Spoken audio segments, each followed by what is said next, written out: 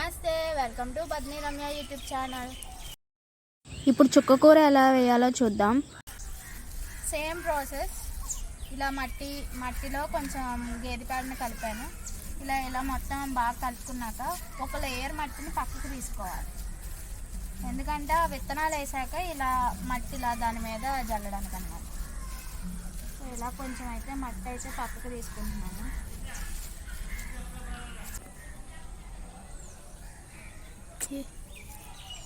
ఏంటో అనుకుంటున్నారా? చుక్కకూర విత్తనాలండి బాబు. ఏయో ఆడుకునేలాగా ఉన్నాయి. నాకు కూడా ఇప్పటివరకు తెలియదు, నేను ఇప్పుడే చూసాను. ఆకులు ఎండిపోతే ఉంటాయి, అలా ఉన్నాయి లేయర్స్ లాగా. ఎలా ఎక్కడ వస్తాయో కూడా చూద్దాం మనం. వరుసగా వేసేస్తావా? ఖాళీ ఉండకర్లేదా? ఇలా మొత్తం ఇలా మీకు ఎంత అయితే కావాలో, ఎంత ప్లేస్లో అయితే కావాలో మొత్తం స్ప్రెడ్ చేసుకోవాలి. ఇందులో సీడ్ ఉందో లేదో టెస్ట్ చేద్దాం. ఇలా చూపి.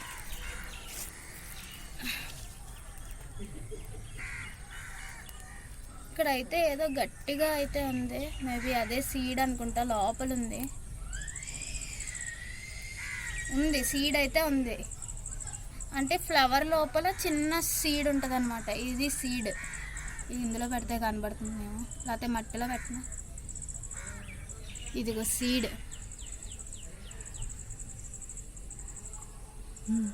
అంటే ఇప్పుడు ఇలాంటి ఒక్కొక్క దానిలో ఒక్కొక్క సీడ్ మాత్రమే ఉంది.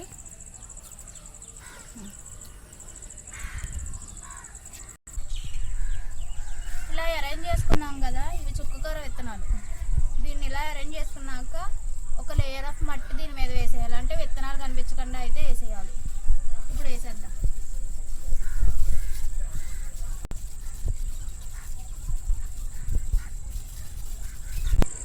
ఇప్పుడు సీడ్స్ వేసి మట్టిని అయితే కవర్ చేస్తాం కదా, దాని మీద వాటర్ ఇలా జల్లుకోవాలి.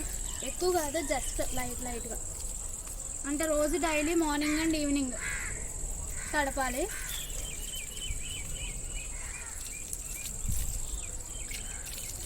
గోరింటాకు పెట్టుకున్నా. చేయిలు బాగా కనిపిస్తున్నాయా వాటర్ స్ప్రింకిల్ చేస్తుంటే? మీరు కూడా ఇలానే ఇంట్లోనే పెంచుకోండి. బయట ఆకుకూరలకి చాలా పురుగు మందులు కొడుతూ ఉంటారు.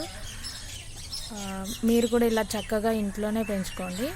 సీడ్స్ అవి బయట దొరుకుతాయి కాబట్టి మీరు కొనుక్కొని ఇక్కడ జల్లుకుంటే మంచిగా మన ఇంట్లో కూర మనమే తినచ్చు. బాయ్.